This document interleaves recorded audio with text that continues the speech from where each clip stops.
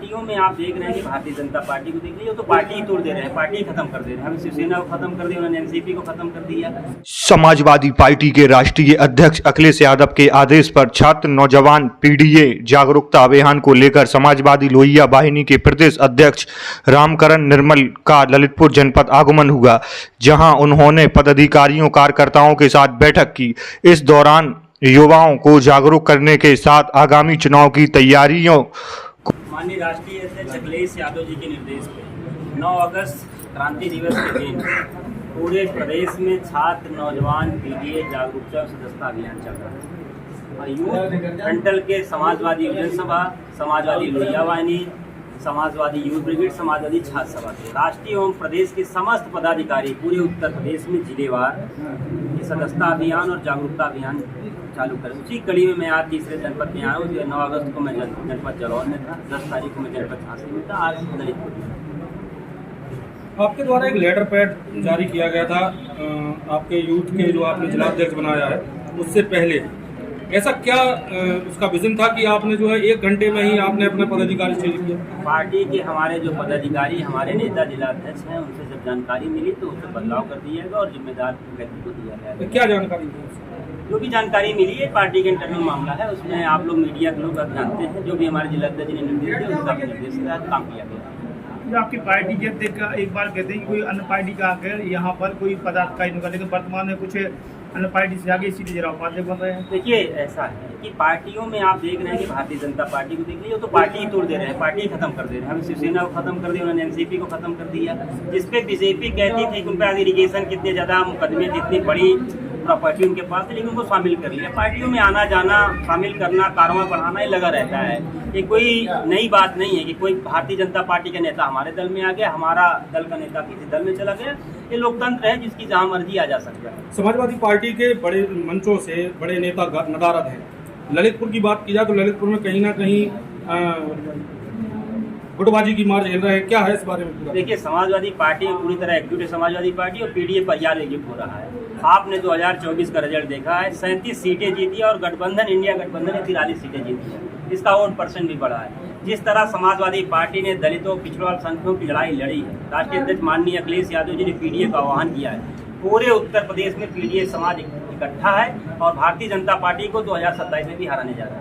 ललितपुर क्षेत्र की या लोकसभा क्षेत्र की बात की जाए तो बड़े बड़े नेता आपके पार्टी छोड़ के चले गए हैं, इस बारे में कुछ? मैं आपसे पहले ही कहा हूँ कि देखिए ये लोकतंत्र है।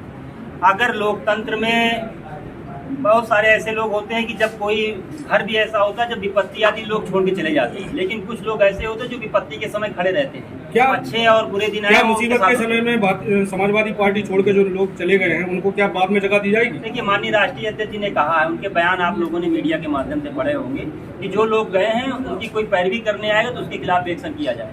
समाजवादी पार्टी में आपसी में ही कलह को देखने को मिल रही है जनपद ललितपुर में, इस पर क्या कहेंगे? नहीं, कला समाजवादी पार्टी में नहीं है, कला भारतीय जनता पार्टी में है। केशव मौर्य जी अलग जा रहे हैं, पाठक जी अलग जा रहे हैं, योगी जी अलग जा रहे हैं। कला तो भारतीय जनता पार्टी है। रणनीति में समाजवादी पार्टी का क्या भूमिका रहेगी? आने वाले चुनाव की तैयारी है। समाजवादी पार्टी के राष्ट्रीय अध्यक्ष माननीय अखिलेश यादव जी ने युवाओं के कंधे पे जिम्मेदारी दी है। ये सदस्यता अभियान और जागरूकता अभियान के जो विभिन्न मुद्दे हैं, चाहे वो रोजगार के मुद्दे हों, चाहे वो फीस वृद्धि के मुद्दे हों, चाहे वो पेपर लीक के मुद्दे हों, या आरक्षण के मुद्दे हों, या डिजिटल डिवाइड का मामला हो, ये पूरी जिम्मेदारी इन मुद्दों पे बातचीत हमारे नौजवान साथी हर विश्वविद्यालय, कॉलेज, यूनिवर्सिटी, इंटर कॉलेज में बातचीत करेंगे और जो गांव चौराहे, चक्की चौराहे जहां लोग बैठते हैं उनके बीच में जा करके सदस्यता अभियान चलाए, उनको जागरूक करने का काम करेंगे और पीडीए परिवार को मजबूत करने का काम करेंगे। और ये 2027 की तैयारी है। और वर्तमान में ललितपुर में एक बड़ा प्रकरण सामने आया है चावल की कालाबाजारी पर, उसमें समाजवादी पार्टी ने कोई एक्शन नहीं लिया है, क्या कहना है? देखिए भारतीय जनता पार्टी में चावल की कालाबाजारी नहीं, ये पेपरों की कालाबाजारी है। नीट का पेपर आप लोगों ने देखा कि 70 या 64 लोग डालते हैं। पर्टिकुलर वो व्यक्ति एक समाज से एक मिनट कालाबाजारी हुई, ये कह रहे पर्टिकुलर वो व्यक्ति एक सामाजिक व्यक्ति है और एक विशेष समुदाय से बिलोंग करता है। इस चक्कर में वैसे तो आप सभी लोग मतलब कुछ ना कुछ मतलब ज्ञापन देने जाते हैं, लेकिन इस मुद्दे पर समाजवादी पार्टी कहीं नजर नहीं आई। नहीं, समाजवादी पार्टी जहां अन्याय होगा, जहां भ्रष्टाचार होगा, वहां हर मजबूती से अपनी आवाज रखेगी। नहीं तो आगे उसके खिलाफ कुछ धरना प्रदर्शन या कुछ दिया जाएगा? देखिए, समाजवादी पार्टी जहां भ्रष्टाचार अन्याय होगा धरना प्रदर्शन भी देगी, ज्ञापन भी देगी। मैं तो भारतीय जनता पार्टी से कहता आपकी नजर में क्या हूँ ये कालाबाजारी भ्रष्टाचार नहीं है? सारी जो काला बाजारी है वो कहीं तो अभी तक दलील का समाजवादी पार्टी का कोई एक्शन नहीं आया है। नहीं। अभी मैं हमारे अध्यक्ष जी बैठे हैं, हम लोग बातचीत करेंगे और ये यहाँ का लोकल इशू है, हो सकता है मेरे संज्ञान में ना हो, तो ऐसा तो प्रदेश स्तर पे पहुंच गया मामला। प्रदेश स्तर पे है, प्रदेश स्तर पे। जेल है, वो जेल में गए हैं, जेल हो गए, उन्हें जेल भी हो गया। और आपको एक और बता दें, सबसे बड़ा मुद्दा तो हमारी समाजवादी पार्टी ने यहाँ जनपद ललितपुर में जो असहाय लोग, जिसके एक ही दिन में एक बच्चा बीमार था, वहाँ राष्ट्रीय अध्यक्ष जी ने 1 लाख रुपए देने का काम किया, जो कुशवाहा समाज के, वो भारतीय जनता पार्टी का एक भी नेता वहाँ मिलने तक नहीं गया। आज जो हाथरस में जो कांड हुआ था, राजपूत महिला हमारे तालबेट की एक खत्म हुई थी, उसमें भारतीय जनता पार्टी ने कोई आर्थिक मदद करने की ने काम किया, लेकिन हमारे राष्ट्रीय अध्यक्ष जी ने उसको 1 लाख रुपए देने का, मुआवजा देने का काम किया। तो लगातार पार्टी यहाँ पे काम कर रही है।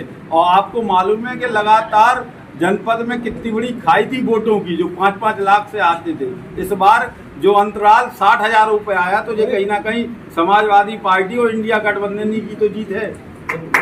और आज मुद्दा, आज ललितपुर जनपद में जो उन्हीं के चावल राशन बांटने वाले, उन्हीं के लोग कालाबाजारी करने वाले। आज सबसे बड़ा मुद्दा ये है जनपद में कि कहाँ शिक्षा व्यवस्था है, कहाँ किसानों की हालत है। आए दिन यहाँ पे महीने में कम से कम 2 से 3 आत्महत्या होती है, लोग किसान कर रहे हैं, नौजवान हो, इसका जवाब लेना चाहिए लगातार। और एक और आप देखो, जनपद ललितपुर में एक छोटे से जनप्रतिनिधि से लेके पूरे भाजपा के पास है, सांसद, मंत्री और विधायक तक, उन लोगों की आज तक क्या कार्रवाई, उन लोगों ने जो आत्महत्या किसान कर रहा है, नौजवान कर रहा है, उनके लिए कभी उनके घर मिलने गए कि नहीं गए?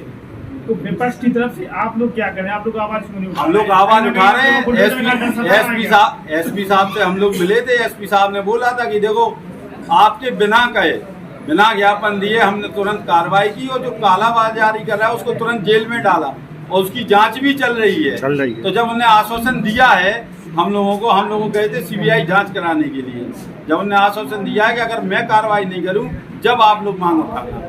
ज्ञापन देने जब आप लोग जाते हैं तो आपका पीडीए संगठन अलग अलग जाता है, साथ में क्यों नहीं जाते हैं? नहीं, पीडीए पूरा साथ में जाता है। समाजवादी पार्टी अपना ज्ञापन, अभी कुछ दिनों पहले केजरीवाल जी वो जेल में, शुगर उनकी डाउन हो गई थी, जब पूरा इंडिया गठबंधन ने दिया ज्ञापन, आपके द्वारा आपने देखा ही होगा।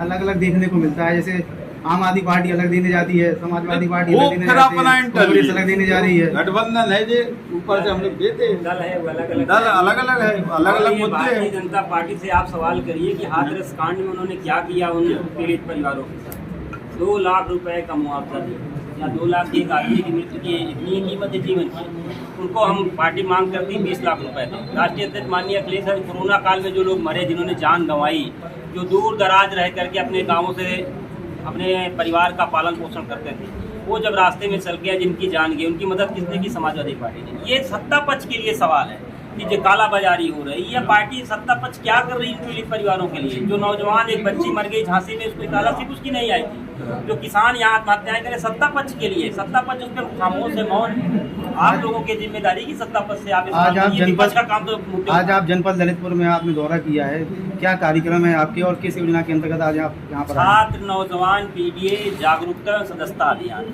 और इस अभियान के तहत 9 अगस्त क्रांति दिवस के दिन हम लोग हमेशा समाजवादी पार्टी क्रांति दिवस अपने स्वतंत्रता सेनानियों को याद करती है, उनके बताए रास्तों पर चलने का काम करती है। तो उस दिन हम लोग शुरुआत करते हैं, और अब की बार हमारे नौजवान साथी, ये लगातार 1 महीने काम चलेगा, ये कार्य चलेगा। ये जो हमारे नौजवानों को जिम्मेदारी दी जाएगी, 1 महीने पूरे लगातार चलेगी, और 2 तारीख से लेकर 10 तारीख तक हम विश्वविद्यालयों में पेड़ लगाएंगे, वहाँ संगोष्ठियाँ होंगी, अपने गुरुजनों का सम्मान करेंगे, और ऐसी तमाम चीज़ें हैं जो इसमें चलेगी सदस्यता के साथ साथ। तो ये सदस्यता के माध्यम से हम लाखों, हजारों, करोड़ों नौजवानों को जोड़ने का काम करेंगे, क्योंकि रोजगार जो है बड़ा मुद्दा है इस देश में और प्रदेश में। भारतीय जनता पार्टी जब से आई है, तो वो जहाँ आरक्षण पे तो हमला की है, रोजगार पे भी हमला की है। आप देखेंगे कि सारे सरकारी संस्थानों को प्राइवेट करने का काम भारतीय जनता पार्टी ने किया। तो उस पर भी हमारे नौजवान साथी जाएंगे और नौजवानों के बीच में जागरूकता और चेतना लाएंगे, उनको बताने का काम करेंगे कहाँ आपका हक मारा जा रहा है, कहाँ आपको वंचित किया जा रहा है। आप तैयारी करते हैं साल भर, उसके बाद अंत में क्या होता है कि पेपर लीक हो जाता है। हम लोग इलाहाबाद विश्वविद्यालय से जुड़े रहे हैं, हम लोग इलाहाबाद विश्वविद्यालय में तैयारी करने वाले छात्र हैं। तो आपने देखा होगा कि जब से भारतीय जनता पार्टी की सरकार रही है, हायर का पेपर हुआ ओबी के 25 लाख में, उसके बाद पुलिस की वैकेंसी, सबके व्हाट्सएप पे पेपर चल रहे थे। आरओ पहली बार ऐसा हुआ कि सबके व्हाट्सएप से पेपर थे। पीसीएसजे के पेपर में 50 कापियां बदली गई। हाई कोर्ट में वहां के आयोग के लोगों ने स्वीकार किया कि 50 कापियां बदल करके पीसीएसजे के माध्यम से सिविल जज बनाए गए। अब आप सोचिए, इतना बड़ा भ्रष्टाचार कभी नहीं रहा है उत्तर प्रदेश में कि आयोग से कापियां बदली गई। तो भारतीय जनता पार्टी जवाब दे कि इसके राज्य में आयोग में भ्रष्टाचार पहुंच गया है। जो आयोग को हम पारदर्शी ईमानदार संस्था मानते, तो आयोग की पूरी तरह से भ्रष्ट हो गई। अभी हाल ही में कानून में संशोधन किया गया, इस बारे में क्या कहें? देखिए, भारतीय जनता पार्टी नाम बदलने का, कानून में कोई संशोधन नहीं है, सब धाराओं का अदला बदलाव उन्होंने किया है। अब आप देखिए 100 को 112 कर दिया, ये कौन सा बदलाव है? अपना कोई ले आए हो ये। अगर आप अपनी कोई कानून व्यवस्था, अपना कोई सीआरपीसी, अपनी कोई आईपीसी आप लाए हो तो बताएं। आप खाली ये करते हैं कि हम इसको इंडियन इसे आईपीसी थी, इंडियन पेनल कोड, उसे भारतीय न्याय संहिता कर दिया। नाम बदलने में भारतीय जनता पार्टी माहिर है। विकास समाजवादी पार्टी करा रही है, नाम बदल दे रही, नाम रख दे रही भारतीय जनता पार्टी। तो इसको बदलाव नहीं किया। बदलाव उत्तर प्रदेश की कानून व्यवस्था पूरी तरह से भ्रष्ट है कानून व्यवस्था। और इसका आप लोग उदाहरण जानते हैं, जहाँ भ्रष्टाचार, आप अभी ललितपुर में कालाबाजारी की बात करें, पूरे उत्तर प्रदेश में हो रहा है। जो राशन के नाम से गरीबों को राशन आ रहा है, सब टूटेदार खा रहे हैं। ज्यादातर लोग भ्रष्ट हैं, उसमें पूरी तरह से उनके दमन किया जा रहा है। उनकी आवाज़ कहाँ सुनाई दे रही है? लेकिन आपको प्रचार अच्छा दिखेगा, आपको मीडिया में, होर्डिंग में, पोस्टर में खूब प्रचार दिखते हैं, लेकिन ईमानदारी और काम कहीं नहीं हो रहा किसी। तो आप लोग भी प्रेस वार्ता कीजिए, प्रेस कॉन्फ्रेंस कीजिए। वो लोग करते हैं, बुलाते हैं तो मीडिया जाती है। नहीं, हम लोग करते हैं। अब आप जैसे लोग कुछ मीडिया के बंधु हमें दिखाते हैं, बाकी लोग नहीं दिखाते। बड़े चैनल वाले हमारे नेता को नहीं दिखाते हैं। आज आपने प्रेस वार्ता की, पत्रकार बंधु उपस्थित रहे। हाँ, क्या आप बड़े चैनलों के लिए प्रेस कॉन्फ्रेंस करना चाहते हैं? नहीं, मैं ये नहीं कह रहा हूँ। जैसे रीच होती है, आप लोग तो बेहतर जानते हैं कि जब हम किसी प्लेटफॉर्म में कोई बात रखते हैं तो आप ही के माध्यम से वो बात जनता तक पहुँचती है। अब अगर वो प्लेटफॉर्म से आप वो माध्यम बंद कर देंगे, हमारी आवाज़ को सीमित कर देंगे, तो ये विपक्ष की कमजोरी नहीं है। मीडिया के लोग नहीं दिखाते हैं हमारी बातें।